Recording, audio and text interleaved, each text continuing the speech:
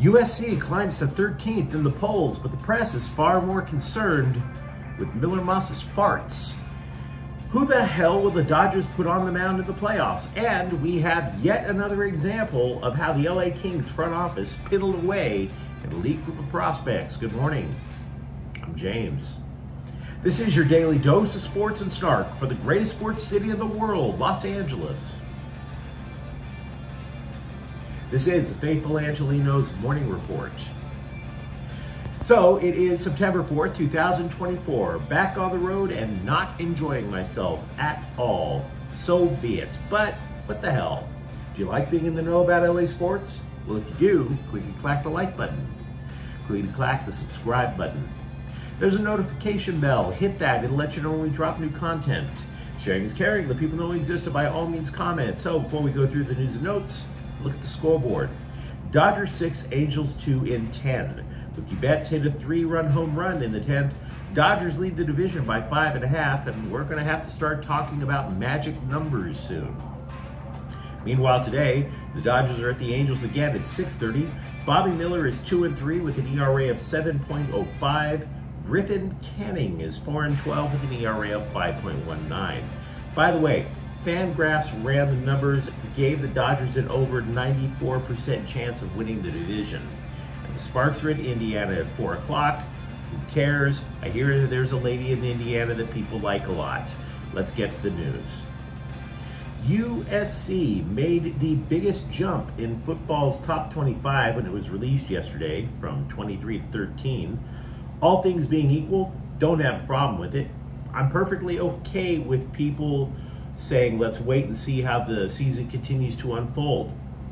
But you really want to know who leapt on the bandwagon? I mean, just full on swan dove right in the middle of the bandwagon. FoxSports.com has also power rankings for the Big Ten Conference itself and listed the Trojans third behind Ohio State and Penn State. Yes, ahead of Oregon, and ahead of defending national champion Michigan. Meanwhile, Lincoln Riley's already turned the page to the Utah State game. But when he starts chatting up the Aggies, you're kind of like, yeah, dude, I think this one's in the bag. Said Riley, they've obviously had some coaching changes and turnover, but they looked like they handled that well and really settled in and played a good first game, especially in the second half. Now, for the record, Utah State played Robert Morris. I have no idea who the hell Robert Morris is. For all I'm concerned, it may as well be Zach Morris from Saved by the Bell. If it matters, Utah State put up more than 600 yards on Bob Moe, but they did commit 3 turnovers. So, yeah, I don't think this is a surprising group of, like, we're looking off in the distance and there's like a rumbling herd of booty-kicking giants in Utah State uniforms on the horizon. Finally, though, I want to commend the LA Times, which ran a headline about Miller Moss being a part of a university investigation. Oh my God. Was it a scandal like the one with Reggie Bush? Did Miller Moss allegedly kill his ex-girlfriend and a waiter? No. He farted on his roommate's pillow as a prank. And yes, the writer for the LA Times, who is probably still paying off his student loan for the journalism degree, actually printed the word fart in the LA Times.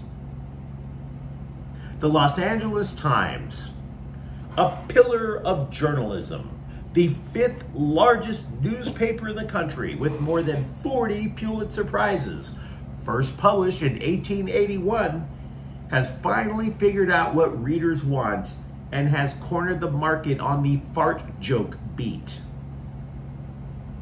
Speaking truth to power, and by power I mean intestinal gas reflexively shot out the anus, the Los Angeles Times is writing about farts.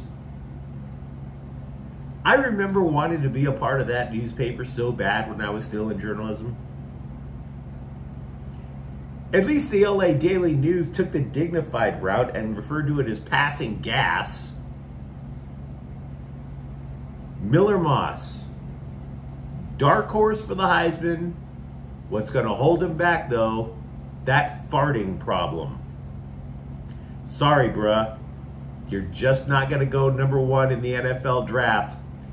Nobody wants to hug the NFL commissioner when you've got that bubble of swelling down in the colon. I'm just saying. Fart talk in the LA Times. The Dodgers can be forgiven if they are already thinking ahead to the playoffs, or at least, what is the starting rotation going to be in the playoffs? Do you recall last year? The Dodgers sent out Clayton Kershaw in Game 1, a guy who would soon after have shoulder surgery, rookie Bobby Miller, and Lance Lynn, who gave up the most home runs in the majors last year. Even Dave Roberts was asked about what he has now, if it's an improvement. Quote, honestly, the current state of our roster? Probably not, unquote. The Athletic and LA Daily News suggested the Game 1 starter would be Jack Flaherty, who, by the way, was just acquired at the trade deadline. Hi. Maybe Gavin Stone, who is a rookie just like Miller was last year, and then you start praying about the health of Tyler Glasnow, Yoshinobu Yamamoto, Kershiser, Walker Buehler. Now, I can't stress this enough, but Kings general manager Rob Blake let the best group of minor league prospects in the NHL just away. As if Miller Moss was running the hockey team. The Athletic generated a list of the top 155 hockey players younger than 23 years old. You would expect prospects, people who are just getting into the NHL, all of them wearing Kings black and silver, just rolling over that list. Wrong. The Kings managed just 3 on the list because they traded away all their prospects for people like Pierre-Luc Dubois. The highest on the list was left winger Quentin Byfield at number 27, seen as a top of the lineup player but not an all-star. Said the writer, quote, I don't see a premier playmaker which may keep him from reaching true star status, but Byfield looks like a true top-line forward for a long time, unquote, which is not bad. Not bad. But then you start scrolling and swiping, desperately looking for the next. It's defenseman Brant Clark at 43. He projects as the top 4 defenseman who can run a power play, but scouts have concerns, especially about his skating. And then your thumb really starts to hurt from swiping. All the way to 95 for a guy who hasn't even played for the Kings minor league affiliate in Ontario yet. Liam Greentree, who, by the way, also has problems skating, which kind of matters in hockey, wouldn't you say? So in sum, once the best minor league system in hockey reduced to a pretty good player and 2 dudes who can't skate. So well done, Rob. Well done. You had a storied playing career. Can't manage a franchise to save your life. Good job. Meanwhile, over with the Rams, there is actually some good news for Matthew Stafford. I mean, and when I mean good news, like, consider, we have no idea who's blocking for him on Sunday night. But there is good news.